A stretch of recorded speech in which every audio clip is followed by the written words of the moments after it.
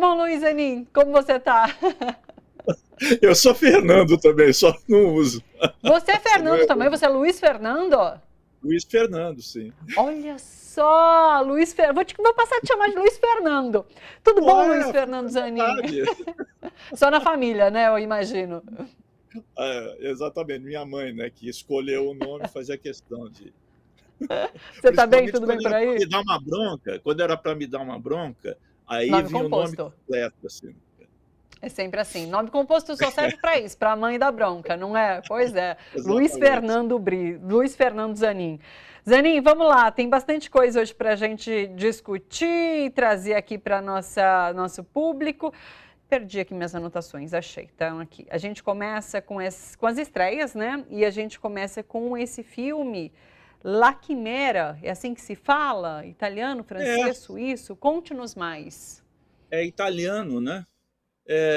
Eu não sei por que quem lançou o filme não o traduziu, né? Porque nós temos a palavra em português que é a quimera, que é o sonho, algo da ordem da fantasia, tal, né? Só, quando você fala que uma coisa não é real, você fala, isso são quimeras. Talvez hoje seja uma palavra menos usada por nós brasileiros, mas é uma palavra que consta do nosso vocabulário, poderia perfeitamente bem ter sido traduzida. E é a mesma palavra em italiano, La Chimera, que é um filme dirigido por uma jovem cineasta muitíssimo talentosa, que se chama Alice Rohrwacher.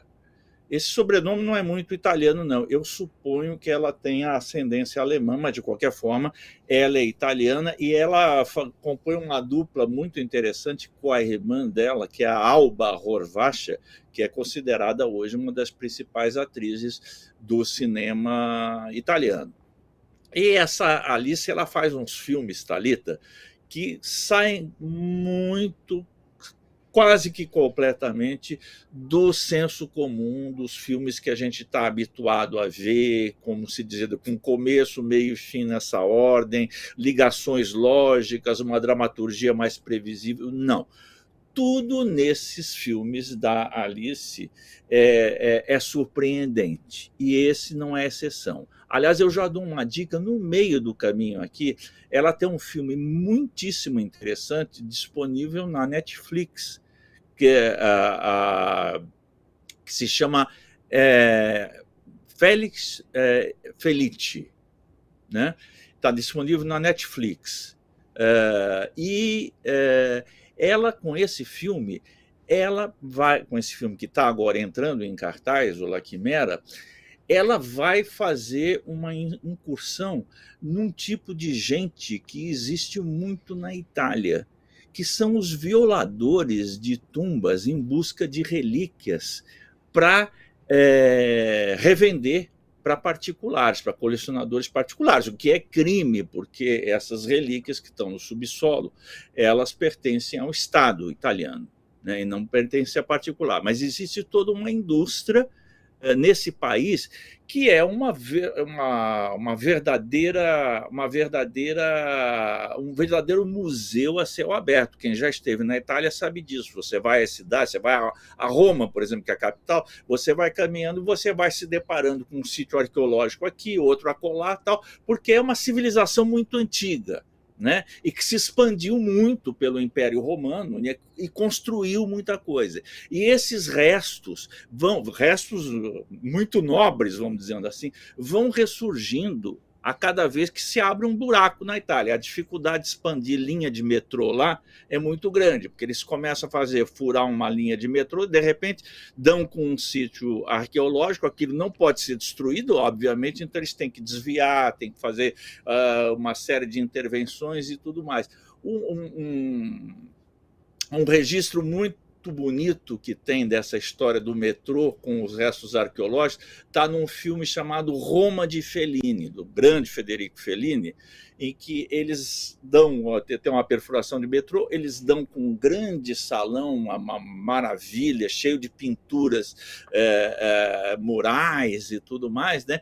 E no contato com a luz do sol e com o ar, essas pinturas começam a se apagar. É uma tragédia arqueológica. Bem, voltando a esse filme, o La Quimera, ela coloca em cena um personagem inglês que é interpretado pelo Josh O'Connor, que é um ator bastante já conhecido, e ele atua na Itália, né, porque ele é dotado de uma capacidade de detectar tesouros que estão soterrados. É como um dom meio mágico, ele anda com aquela forquilha que andavam os chamados adivinhadores de água, né, que detectavam poços, ou lugares onde poços podiam ser perfurados. Esse homem, ele detecta onde estão túmulos dos antigos, dos pré-romanos, os povos anteriores aos romanos, que eram os etruscos. E onde estão esses restos que têm um valor extraordinário, né? Então, essa é um enredo assim, mínimo do filme. Esse cara, na verdade, ele estava casado com uma mulher que morre, ele vai até a casa onde ela morava com uma série de outras mulheres também, uma grande atriz, que é a Isabella Rossellini, é a matriarca, e uma das mulheres que moram nessa casa é interpretada pela nossa Carol Duarte, que é uma atriz brasileira, né? Faz um papel muito importante nesse filme, né? Ela é uma agregada lá, ela está aprendendo canto, porque essa matriarca foi uma grande diva cantora, e ela tenta ensinar a brasileira o canto lírico, e ela acaba se juntando a essa comunidade feminina. É um filme, Thalita, muito intrigante. Muito intrigante. Aqueles filmes assim, eu vi o filme 2 vezes. Eu vi na Mostra de Cinema de São Paulo do ano passado, e agora revi justamente para fazer a crítica, fazer o comentário aqui na TVT e também para escrever um possível texto, né? E é aqueles filmes assim que te deixam uma impressão, vamos dizer assim, de estranheza mesmo, mas aquela estranheza do bom sentido, aquela estranheza que não é que ela te repele, mas ela aguça a tua curiosidade para tentar compreender esse filme, né? Para tentar compreender qual é a mensagem desse filme, o que essa cineasta tinha na cabeça e por que o filme não deixa de ficar com a gente acaba o filme e você continua pensando nele, porque a forma dela dirigir o filme, o formato do filme, é absolutamente instigante e fabuloso. É um filme de altíssima qualidade estética, como vocês estão podendo ver aí pelas imagens. É um filme assim que fica nas tuas retinas, te impregna nas tuas retinas. E, no fundo, ele faz reflexões muito profundas sobre essa questão das civilizações que se superpõem umas às outras. Então, você teve uma civilização etrusca lá na Península Itálica, né, que foi substituída por uma civilização romana, né, e que, por sua vez, foi substituída pela civilização italiana moderna, né? E cada civilização vai deixando rastros que não se apagam totalmente, mas vão se transmitindo a civilização seguinte. É uma reflexão sobre as culturas, e é uma reflexão também sobre, quem assistir esse filme vai ver, sobre a questão da vacuidade da nossa civilização contemporânea, em que tudo é medido pelo dinheiro. Então, essas peças preciosíssimas, de valor cultural inestimável, elas acabam sendo compradas por colecionadores que não podem exibi-las. Quando você compra uma peça contrabandeada, é a mesma coisa que você comprar, alguém rouba a Mona Lisa do Louvre, você não pode exibir aquilo, porque senão o seu crime é denunciado. Então, você só pode fruir aquilo pessoalmente ou num grupo pequeno, íntimo de amigos. E isso é uma metáfora da nossa civilização que se esboça nesse filme, que contém outras e outras e outras leituras possíveis. É um filme que eu recomendo muito. É um filme assim que eu acho que ele tem um valor assim de reflexão para nós que é muito grande, e fora que é um lindo espetáculo cinematográfico. Acho sensacional ouvir o Zanin. Diga, eu perdi seu áudio, peraí. Só uma Foi. coisa, eu me equivoquei, depois eu fui lembrando, eu me equivoquei do título do outro filme dela, que está na Netflix, que chama-se Lázaro Felice. Lázaro Feliz. Procurem esse filme na Netflix, é muito bom. Eu acho sensacional quando você traz aqui as dicas pra gente, a sua leitura e a sua análise, porque esse é o tipo de filme. Eu li ali o enredo, eu vi as imagens do trailer, eu achei todo muito estranhão, realmente. Eu falei, putz, não sei não. Não sei se me chamaria tanta atenção quanto te ouvindo. Eu te ouço, eu falo, quero muito ver esse filme, sensacional. Veja. Nossa, bacana demais. Que bom que você trouxe aqui pra gente. Vamos seguir então, que tem bastante coisa ainda na nossa lista. Olha, a gente vai falar agora sobre nosso próximo filme e a festa continua. Francês, um filme francês. Conta mais pra gente. É um filme que estreou na semana passada e eu achei, Thalita, que eu deveria recuperar esse filme, porque tem tudo a ver com a gente, sabe? Eu sou o maior fã desse cineasta, que é o Robert Guédiguian, que é um cineasta de Marsella. Eu tenho a impressão que eu já falei dele aqui quando estreou algum outro filme, mas não me lembro muito bem, não. Mas ele é um cara que faz, ao contrário da Alice Horvacher, que faz filmes assim meio estranhos, enigmáticos, nos filmes do Guédiguian tudo é muito simples, mas não é simplório, né? E ele é um cara que tem um ponto de vista que se aproxima muito ao nosso aqui, que é o de simpatizar com as classes mais carentes da sociedade, né? Ele faz um cinema que clama por justiça social, né? Que aponta os defeitos, os vícios de uma sociedade de classes excludente, como são as sociedades capitalistas. E ele parte, nesse filme aqui, de um caso acontecido na realidade, que foi que, num bairro popular de Marsella, né, dois edifícios que estavam super mal conservados e ocupados por pessoas carentes desabam e produzem várias mortes, produzem oito mortos e uma infinidade de feridos, né? E isso provoca uma revolta muito grande dos setores mais progressistas da sociedade marselhesa, né? Reivindicando que se dê moradia digna para pessoas que não têm condição de pagar os altos aluguéis que são cobrados na cidade, mas que não sejam sujeitados a ocupar prédios onde podem, de uma hora para outra, serem soterrados e virem a morrer, né? Esse é o ponto de partida do filme.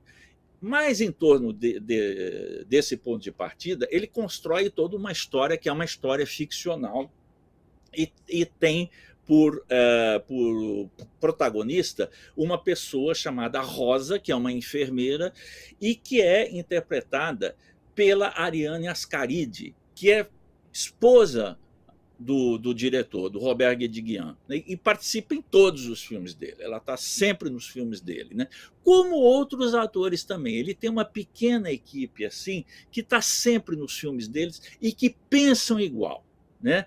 E aqui ela está num momento assim de desilusão, né? Essa pessoa, essa Rosa, né? Está num momento de desilusão por causa dessas coisas que estão acontecendo na cidade e um reacionarismo crescente, né, que ela sente no entorno dela, e ela vai se candidatar à prefeitura, mas ela está achando muito difícil conseguir a união das esquerdas para enfrentar à direita que está crescendo cada vez mais.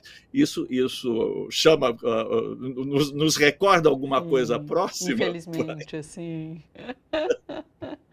É o grande enigma contemporâneo, né? Como às vezes as pessoas, né, uma parte das pessoas, por razões variadas, votam contra os seus próprios interesses, né? E estão convencidos que estão votando bem e que os interesses das classes dominantes são também os interesses deles, né? Quando estão redondamente enganados, mas é muito difícil a gente convencê-los do contrário. Existem mil razões para isso, e esse filme é um filme que, com uma história muito simples, debate essa questão, que é uma questão eleitoral, que é uma questão premente na França também, onde a extrema-direita vai avançando a pequenos passos. A própria Marine Le Pen, que é hoje a líder da extrema-direita, fala isso: vamos avançar a pequenos passos para não assustar ninguém. Quando eles derem por si, nós já tomamos o poder, né? Então, isso tudo é discutido nesse filme, que é um filme muito caloroso, muito amoroso, com personagens com os quais a gente simpatiza de imediato, né? E é um cinema, Thalita, muito simples e muito maduro também. É um cinema altamente necessário, e ele tem esse recorte também, que é o recorte sempre de situar a ação na cidade dele, na comunidade armênia, que é muito grande, em Marsella, né? E ele tem essa experiência de dentro, essa familiaridade que faz com que os filmes dele soem com uma autenticidade muito grande. É muito bom ver os filmes do Robert Guédiguian. Recomendo, sem contraindicações. Que legal, que demais. Tá aí, pessoal, nos cinemas, então, e a festa continua. A gente vai para cinema ainda. Temos duas ainda dicas de cinema, o Prêmio Platino e uma dica de streaming. Dá tempo de tudo, Zanin? Vamos lá, vamos acelerar. Então vamos. Né? Então vamos lá. Vamos a gente vai agora com A Natureza do Amor, que é outro francês, aliás, né? Natureza do Amor. Esse filme é legal, Natureza do Amor. É um filme francês de uma mulher, a diretora mulher, chamada Monia Chokri, né? E é um filme que debate uma coisa. Esse é um filme menos político e mais intimista, embora ele tenha um lado político também. Ele é um filme, perdão, eu falei um filme francês, mas ele é de produção francesa, mas na verdade ele ocorre no Canadá francês. A história se passa no Canadá francês, né?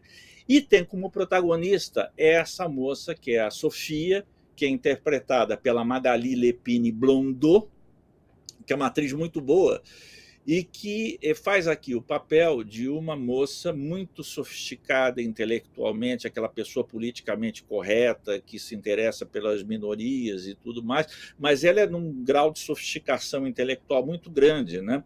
E ela é casada com também um intelectual, e o meio dela também é todo intelectual, quer dizer, é aquela bolha intelectual que as pessoas falam de arte, falam de literatura, falam de filosofia, todos deitam no divã do psicanalista. É aquela bolha intelectual assim que a gente tem sempre nas nossas sociedades, e eventualmente a gente faz parte delas de vez em quando, né? E acontece o seguinte: eles moram em Montreal, no Quebec, né, francês, e eles têm uma casa. Ela comprou uma casa, um chalé no interior do país para passar os fins de semana. E esse chalé precisa de uma reforma. E ela contrata um trabalhador para fazer essa reforma da casa dela. E esse trabalhador lhe parece um homem muito atraente. E ela acaba tendo um caso com esse cara, né? Colocando em crise o casamento dela. E, ao contrário dessa mulher, esse trabalhador, que é o Sylvain, né?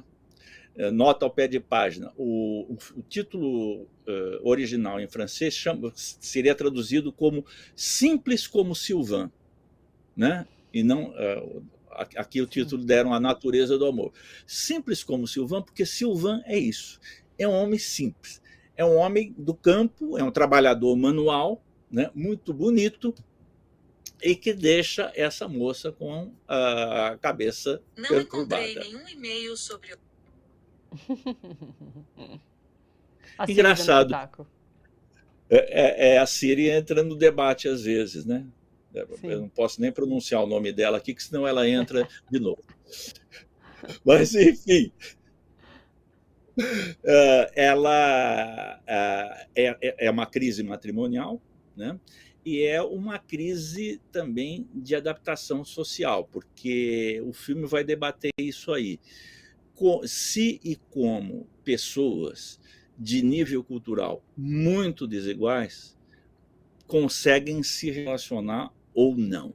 Esse vai ser o grande debate do filme, que é muito bem filmado, câmera na mão, seguindo os atores, seguindo as atrizes, com cenas fortes, muito bem, mas nada apelativo assim, mas muito profunda nessa questão das relações afetivas, quando se dão nesse nível assimétrico do ponto de vista cultural. Será que é apenas uma paixão? Será apenas que a atração física podem cimentar um relacionamento ou vai sempre ficar faltando alguma coisa? É isso aí que o filme vai discutir. É um filme bastante interessante para quem se interessa por esse tipo de problema. Eu gostei do filme. Bonitinho, que legal. Agora a gente tem Dorival Caymmi, Um Homem de Afetos, documentário da Daniela Breutmann. Conta pra gente. Então, Thalita, esse filme é para quem se queixa que a gente não traz coisas leves. Então, estamos trazendo... Esse filme é absolutamente delicioso. É um filme... Já foram feitos alguns documentários sobre Dorival Caymmi, que é um ícone da nossa cultura e da nossa música, né? É um monumento, né? Esse filme aqui, ele acrescenta algumas coisas aos outros. Ele é feito... A base desse filme é uma entrevista bastante informal que o Dorival Caymmi, já com 84 anos de idade, concedeu na casa de um amigo dele. Não era nem para um negócio assim, era uma conversa tal, com um amigo, aí de repente alguém foi filmando, né? E isso acabou ficando um documento preciosíssimo, né? Porque ele está ótimo, o Dorival está ótimo, 84 anos de idade, ele está tocando violão, ele está falando coisas assim, e conta um monte de coisas da vida dele que ele não tinha contado assim publicamente, inclusive casos extraconjugais dele, porque ele era um sedutor, né? E conta da formação dele, conta como ele foi o responsável pela própria indumentária da Carmen Miranda, pelo lançamento da Carmen Miranda, né? A música dele, Você Já Foi à Bahia, aquela Você Já Foi à Bahia? Não. Então vá. E ele desenhou todo aquele traje, ensinou ela a colocar os balangandãs, a remexer os olhinhos, a botar um turbante, aquele negócio todo. E outras passagens dele, como ele compôs músicas, como ele se inspirou. E tem um depoimento, a gente viu alguma passando aí, né, com Tom Jobim. Ele gravou um disco junto com o Tom Jobim, né, então eles se admiravam mutuamente, dois grandes mestres da música brasileira, e depoimentos incríveis dos 3 filhos do Dorival, né, que é da Nana Caymmi, do Dori Caymmi e do Danilo Caymmi, que os três puxaram o pai e a mãe, porque a mãe era Estela Mares, que era uma cantora muitíssimo bem dotada e que abandona a profissão quando se casa com o Dorival, né? Mas, enfim, era uma família artística que rendeu, que deu esses frutos, esses filhos, que são artistas fabulosos, todos os 3, né? Então, é um filme assim, muito simpático, muito bom. A gente está vendo aí o Caetano Veloso, tem alguns depoimentos que são absolutamente chave. Esse depoimento do Caetano é maravilhoso. O Caetano fala, com todas as letras, para mim, o maior compositor brasileiro de todos os tempos se chama Dorival Caymmi, né? Você pode discordar disso, mas que é um dos maiores, sem dúvida nenhuma. Não deixou um número imenso de canções, parece que menos de 100 canções, mas que a maior parte delas é cantada e executada até hoje e fazem parte do nosso imaginário e da nossa cultura. É muito bom a gente ter nascido e viver num país que teve Dorival Caymmi, Caetano Veloso, João Gilberto e essa turma toda aí para melhorar muito a nossa vida. E esse é um filme que você termina com um sorriso nos lábios, né? E com um gosto assim de quero mais, dá vontade de você pegar e ouvir mais Dorival Caymmi, porque nos faz um bem danado. Esse é um documentário, é curto, documentários de 70 minutos, por aí, né? E que nos traz essa entrevista e nos traz muito esclarecimento sobre a vida dele e nos traz muita música, inclusive, Thalita, com o próprio Dorival, assim, no auge dos seus 84 anos, tocando violão e cantando com a voz ainda firme que ele teve, até quase o final da vida que dele. bacana. Muito Isso, bonito. prestigiar a música, a cultura brasileira, né? Zaninho, acho que não sobrou tempo, porque a gente ainda teria os vencedores do Prêmio Platino e uma dica de streaming. Temos 2 minutinhos. Quer fazer um dos dois? Não, a gente tem... Diga. Eu vou fazer só o do Platino pelo seguinte, porque os vencedores do Platino já valem também como dica de streaming. Porque eu reuni aqui os principais vencedores, eles estão quase todos disponíveis no streaming. Então, o que venceu como melhor filme é A Sociedade da Neve, que é aquele filme sobre aquele desastre que as pessoas... É uma equipe uruguaia de rugby que fica perdida nos Andes e tem que se virar para sobreviver até chegar a um socorro, né? Esse está disponível na Netflix. O melhor filme de diretor estreantes, 20 Mil Espécies de Abelhas, também em espanhol, esse está disponível nos cinemas. Quem quiser pode procurar, que está ainda no circuito, não chegou ao streaming. O melhor documentário, Thalita, é um filme chileno chamado Memória Infinita, que é um caso comovente de um casal. O marido está atingido pelo mal de Alzheimer e a esposa dá todo o apoio a ele. Eles são um casal muito conhecido no Chile. Ele é um intelectual assim, muitíssimo conhecido. Veja que paradoxo, ele defendia o valor da memória para não esquecer dos malfeitos da ditadura, e ele próprio é atingido na memória dele pelo mal de Alzheimer. É um filme comovente, maravilhoso, e ele está disponível na Paramount Plus e no Now, no streaming, né? E, por fim, a melhor série, essa eu vou dar só a dica hoje, porque eu quero voltar para ela, porque é muito boa. É uma série argentina chamada Barra Bravas, que só dou essa palhinha aqui, é uma história de uma torcida organizada, de um time fictício, né? Mas é uma torcida organizada que acaba crescendo de poder, porque começa a desenvolver relações com o crime organizado também e com a política. Então, é uma série assim, poderosa. Eu não vi ainda inteira, eu vi 2 ou 3 episódios, gostei demais. A semana que vem vou trazer essa série aí para a gente falar mais sobre ela. E ela está disponível para quem já quiser ir se adiantando no Prime Video. Perfeito. Barra Bravas, no Prime Video. Esse 20 Mil Espécies de Abelhas você tinha separado para a gente comentar também, não deu tempo da gente ter na nossa pauta, então fica a dica para quem quiser acompanhar nos cinemas 20 Mil Espécies de Abelhas. É isso, encerramos então com essas dicas. Zanin, sempre muito bom te ter, viu? Um ótimo final de semana, boa semana para você, até sexta-feira. Beijo. Beijo, bom final de semana, até a sexta.